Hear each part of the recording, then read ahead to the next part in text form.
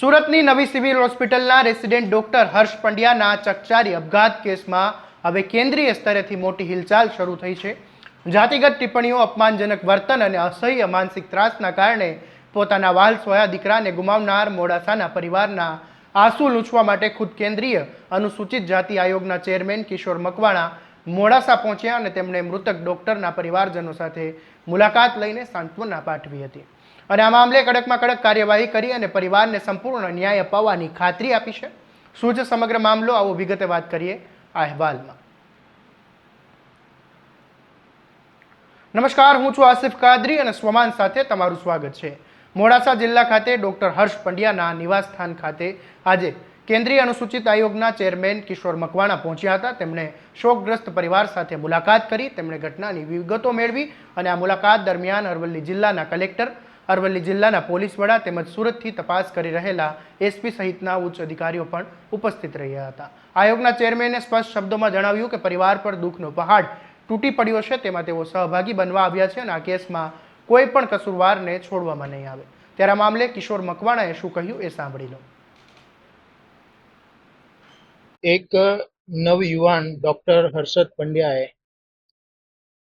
Ragging જેવી વિકૃત માનસિકતાનો જે શિકાર બન્યા અને અસહ્ય વેદનાના કારણે એમણે જે પોતાના જાન ગુમાવ્યો છે, આત્મહત્યા કરી છે, એના પરિવારની અંદર દુઃખમાં સહભાગી થવા માટે અને એ પરિવારને ન્યાય મળે અને ભવિષ્યમાં આવી ઘટના ન ઘટે એ માટે રાષ્ટ્રીય અનુસૂચિત જાતિ આયોગના ચેરમેન તરીકે આજે હું અહીંયા આવ્યો છું। યોગ્ય ન્યાય મળે એ દિશામાં આયોગના પ્રયત્નો રહેશે। આયોગ દ્વારા શું કાર્યવાહી કરવામાં આવશે? તેમના પિતા દ્વારા ગઈકાલે ફરિયાદ નોંધાવવામાં આવી છે।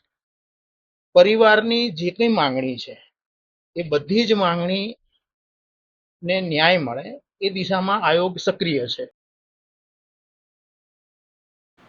મોડાસાના નિવૃત્ત ડોક્ટર સુભાષચંદ્ર પંડ્યાના પુત્ર ડોક્ટર હર્ષ પંડ્યા સુરતની નવી સિવિલ હોસ્પિટલ સલંગ મેડિકલ કોલેજમાં એમડી માઇક્રોબાયોલોજીમાં એડમિશન લીધું હતું। તેઓ પીજી હોસ્ટેલના બી બ્લોક રૂમ નંબર 1005માં રહેતા હતા, પરંતુ ગત 9 ઓગસ્ટના રોજ તેમણે હોસ્ટેલના જ રૂમમાં પંખા સાથે ફાંસો ખાઈને જીવન ટૂંકાવી લીધું હતું। પિતાનો ગંભીર આરોપ છે કે ડોક્ટર હર્ષ અનુસૂચિત જાતિમાંથી આવતા હોવાની જાણ થતાં 4 સિનિયર રેસિડેન્ટ ડોક્ટરોએ તેમને જાણી જોઈને ટાર્ગેટ કરવાનું શરૂ કર્યું। અન્ય વિદ્યાર્થીઓની સરખામણીએ વધુ પડતું કામ સોંપીને જાહેરમાં અપમાનજનક જાતિગત ટિપ્પણીઓ કરીને તેમને માનસિક રીતે તોડી પાડવામાં આવ્યા હતા। પિતાની ફરિયાદના આધારે સુરતના ખટોદરા પોલીસ સ્ટેશનમાં 4 સિનિયર ડોક્ટરો સામે આપઘાત અને દુષ્પ્રેષણના એટ્રોસિટી એક્ટ હેઠળ ગુનો નોંધીને દાખલ કરવામાં આવ્યો અને મેડિકલ કોલેજ જેવી ઉચ્ચ શૈક્ષણિક સંસ્થાઓમાં પણ જો જાતિગત ભેદભાવ અને માનસિક ત્રાસના કારણે દેશના યુવા તબીબોને જીવ ગુમાવવો પડતો હોય તો આ વ્યવસ્થા સામે મોટો કલંક છે। કેન્દ્રીય અનુસૂચિત આયોગના હસ્તક્ષેપ બાદ સુરત પોલીસ આરોપી ડોક્ટર સામે કેટલી ઝડપથી કાર્યવાહી કરે છે અને તેમના પર સૌની નજર ટકેલી છે, આ મામલે તમારું શું કહેવું છે અમને કોમેન્ટ બોક્સમાં જરૂરથી જણાવજો અને આવા જ દરેક અપડેટ માટે તમારા સ્વમાનને સ્વમાનથી સબસ્ક્રાઇબ કરવાનું અને આ વિડીયોને શેર કરવાનું ભૂલતા નહીં। નમસ્કાર।